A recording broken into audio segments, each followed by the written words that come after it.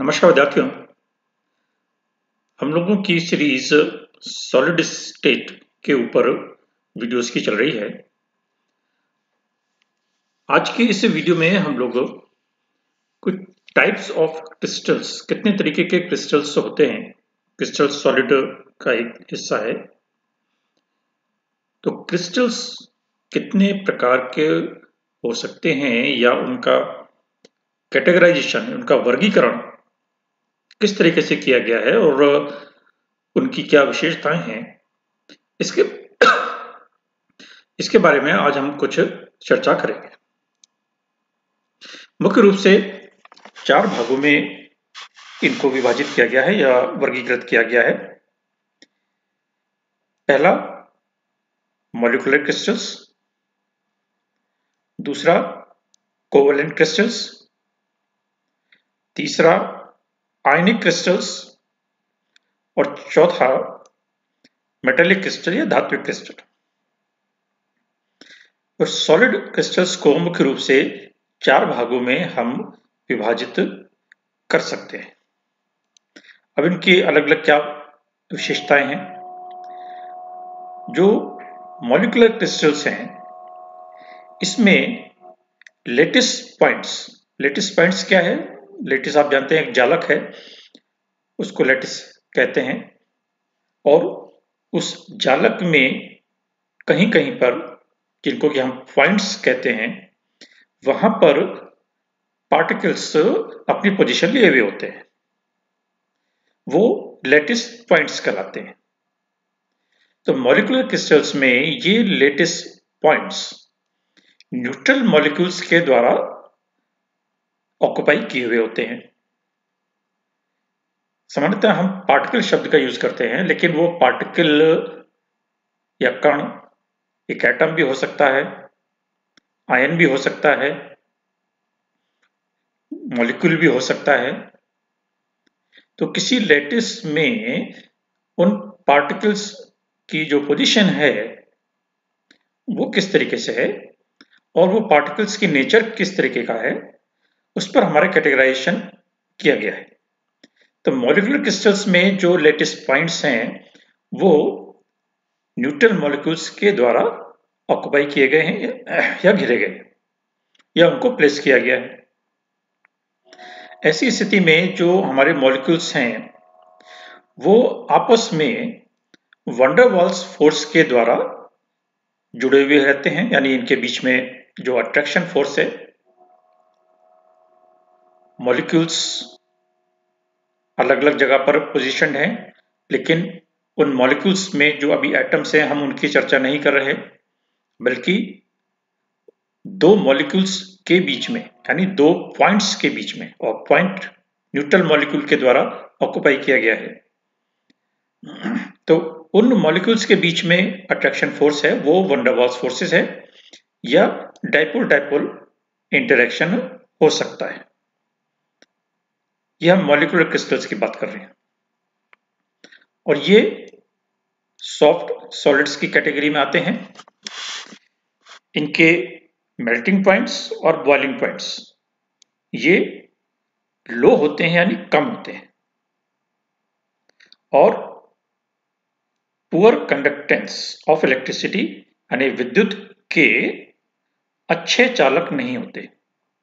कुचालक नहीं कहेंगे हमने, अच्छे चालक नहीं होते, यानी कंडक्टिविटी कम होती है। और इनका नेचर वोलेटाइल होता है। वोलेटाइल से हमारा क्या तात्पर्य है कि जो आसानी से वाष्पीकृत हो जाते हैं वो वोलेटाइल कहलाते हैं। तो ये कुछ कैरेक्टरिस्टिक्स मॉलिक्यूलर क्रिस्टल्स की होती हैं, जैसे वाटर या अमोनिया, ये दो इसके एग्जांपल्स हैं मॉलिक्यूलर क्रिस्टल्स के। इसमें यदि हम वाटर के स्ट्रक्चर की बात करें, देखिए ये पानी का एक अणु है, ठीक है, ये पानी का दूसरा अणु है, ये पानी का तीसरा अणु है। तो इस तरीके से ये जल के अलग अलग अणु हैं। और जल के एक अणु में हम जानते हैं H2O है, तो एक हाइड्रोजन और दूसरा हाइड्रोजन, 2 हाइड्रोजन के परमाणु और एक ऑक्सीजन का परमाणु, ये आपस में मिलकर जल का एक अणु बनाते हैं और ये पूरा क्रिस्टल है।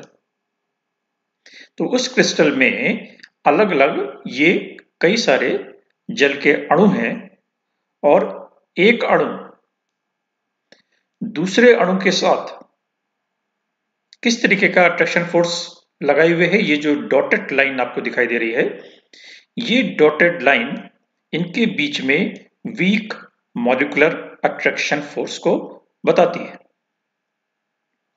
यहां पर देखिए O और H के बीच में सीधी लाइन है, ये कोवेलेंट बॉन्ड है, लेकिन दो जल के अणुओं के मध्य आकर्षण बल जो कि वीक है और जिसे हम van der Waals molecular attraction force कहते हैं, और वीक होने के कारण हम उसको डॉटेड लाइन से शो करते हैं। तो ये पूरे जल की एक तरीके से संरचना है जिसमें जल के अणुओं के बीच में वीक मॉलिक्यूलर अट्रैक्शन फोर्स है और जिसको हम हाइड्रोजन बॉन्ड के नाम से जानते हैं। हाइड्रोजन बॉन्ड क्या है कि जहां पर कोई हाइड्रोजन का एक परमाणु दो इलेक्ट्रोनेगेटिव परमाणुओं के बीच में, ये ऑक्सीजन का एक परमाणु और ये ऑक्सीजन का दूसरा परमाणु, दो ऑक्सीजन परमाणुओं के बीच में एक सेतु का काम करे, ऐसी स्थिति में आप देखेंगे कि यहां पर हाइड्रोजन एक तरफ तो कोवेलेंट बॉन्ड से जुड़ा हुआ है और दूसरी तरफ weak attraction force van der Waals force के द्वारा जुड़ा हुआ है। तो यहां पर हाइड्रोजन दो ऑक्सीजन एटम्स के बीच में एक सेतु का काम कर रहा है। इसको हम हाइड्रोजन बॉन्ड के नाम से जानते हैं। तो ये इस तरीके की संरचना वाटर मॉलिक्यूल में मिलती है हमको। अमोनिया की अगर हम बात करें तो देखिए ये अमोनिया का एक मॉलिक्यूल NH3, ये अमोनिया का दूसरा मॉलिक्यूल, ये अमोनिया का तीसरा मॉलिक्यूल NH3। अब इस NH3 को जो लिखा गया है यहां पर भी आप देखिए कि एक तो यहां पर ये आपको सीधी लाइन दिखाई दे रही है और एक यहां पर ये इस तरीके से ट्रायंगुलर लाइन दिखाई दे रही है और एक यहां पर ये डॉटेड लाइन इस तरीके से दिख रहा है। तो इसको प्लॉट करने का या इसको बनाने के पीछे भी एक रीजन है या उसका कारण है कि ये लाइनें क्या बताती हैं। ये जो लाइन है N और H के बीच में, जिसको सीधी रेखा से हम लिखते हैं, ये कोवेलेंट बॉन्ड बता रही है। दूसरा नाइट्रोजन और हाइड्रोजन के बीच में ये भी कोवेलेंट बॉन्ड है, लेकिन उसको यदि हम इस तरीके से डार्क बनाकर एक ट्रायंगुलर के रूप में लिखते हैं तो इसका तात्पर्य होता है कि वो हाइड्रोजन का एटम सतह से हमारी तरफ है, यानी ऊपर की तरफ है, क्योंकि ये एक 3 डायमेंशनल ज्योमेट्री है और इसको हम 2 डायमेंशनल स्ट्रक्चर बना रहे हैं, तो उसको हम 3 डायमेंशनल रूप में एक्सप्लेन करने के लिए एक इस ट्रायंगल को बनाते हैं जो कि उस हाइड्रोजन एटम का बताता है कि वो हाइड्रोजन एटम सतह से ऊपर की ओर है और ये हाइड्रोजन एटम दूसरा जो कि डॉटेड लाइन के साथ जुड़ा हुआ है, ये हमसे दूर है या उस तल से दूर है, क्योंकि एक तल पर हम 2 डायमेंशनल फिगर में हमने इसको अगर प्लॉट कर दिया NH को, तो बाकी ये दो हाइड्रोजन के अणु ये उस तल में नहीं है। एक अणु तल से भीतर है और एक तल के ऊपर है, तो उसको दर्शाने के लिए ये इसका तरीका है।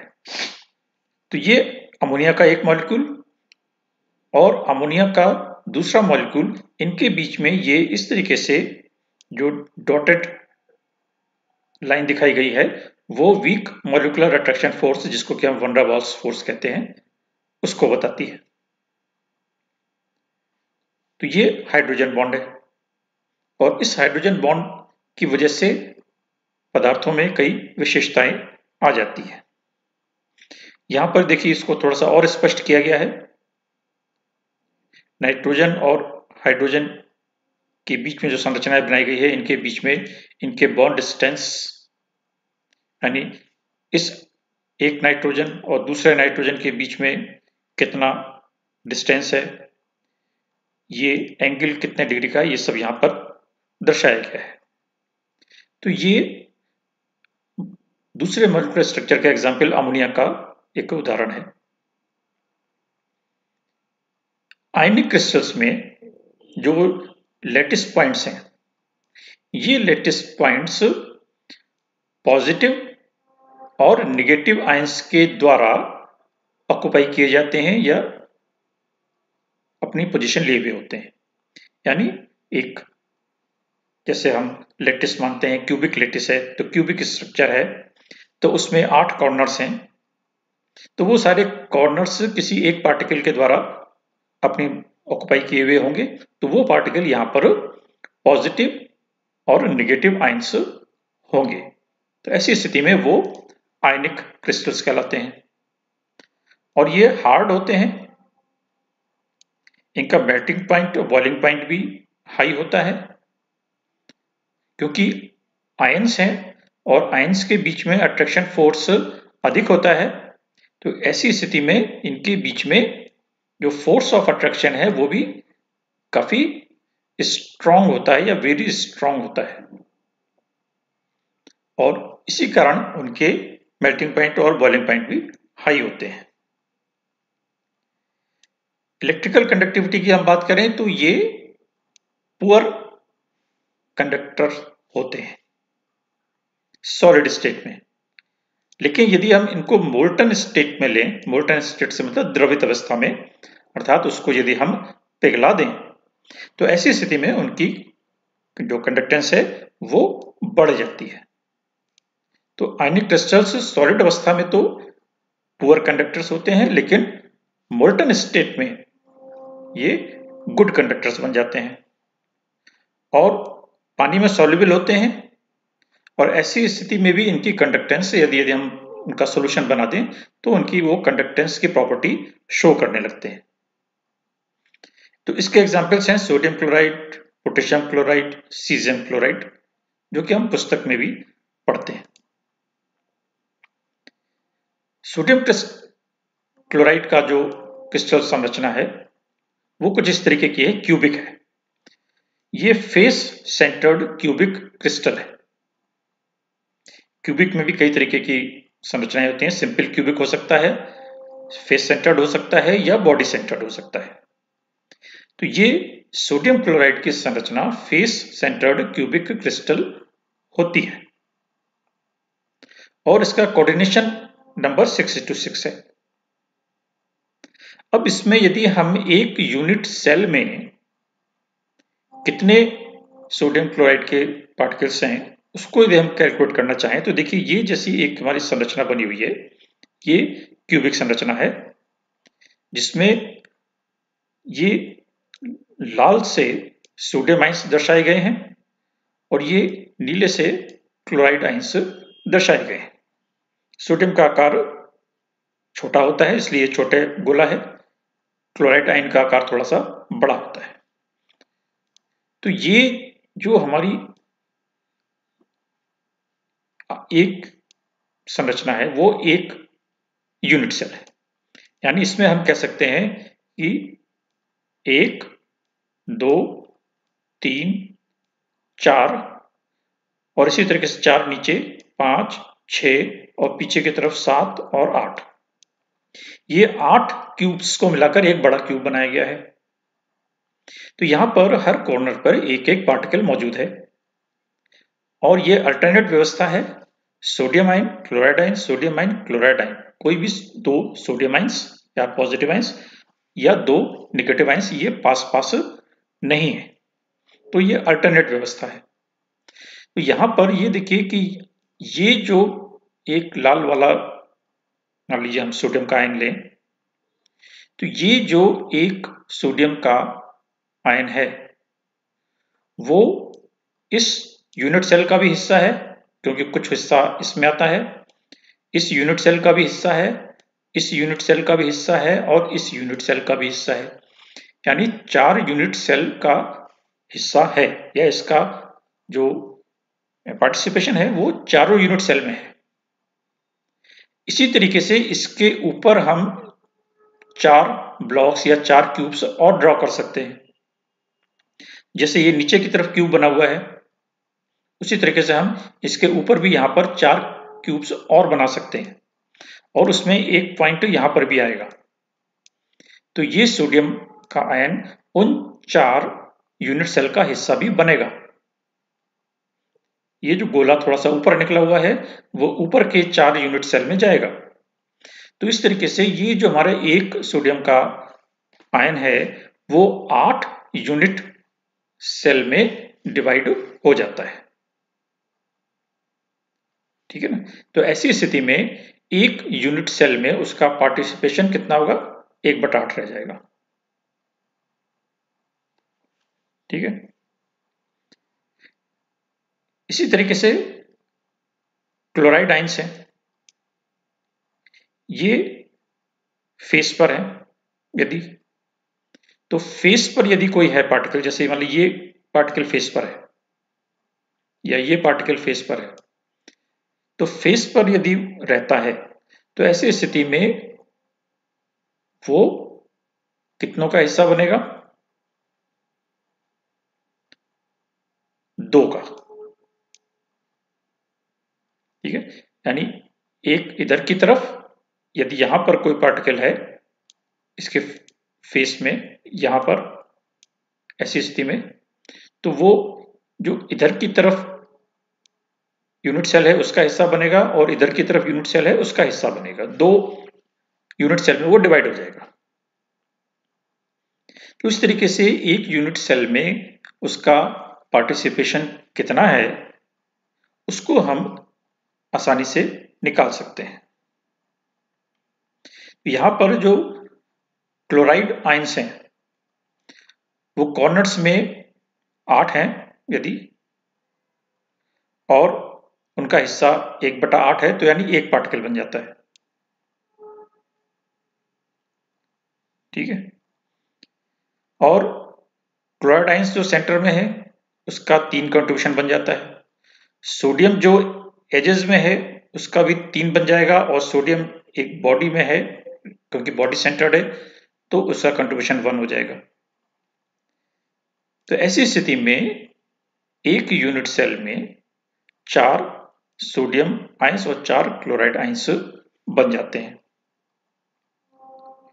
यानी हम ये कह सकते हैं कि सोडियम क्लोराइड के पर यूनिट सेल में, एक यूनिट सेल में 4 सोडियम क्लोराइड के पार्टिकल्स मौजूद हैं। इसी तरीके से ये सीजियम क्लोराइड का क्रिस्टल है, ये बॉडी सेंटर्ड है, तो बॉडी सेंटर्ड में यहां पर ये एक सेंटर में रहेगा, तो इसका अपना एक पूरा कंट्रीब्यूशन होगा, यानी 1 माना जाएगा। ठीक है। तो ये आयनिक क्रिस्टल्स के एग्जाम्पल हो गए।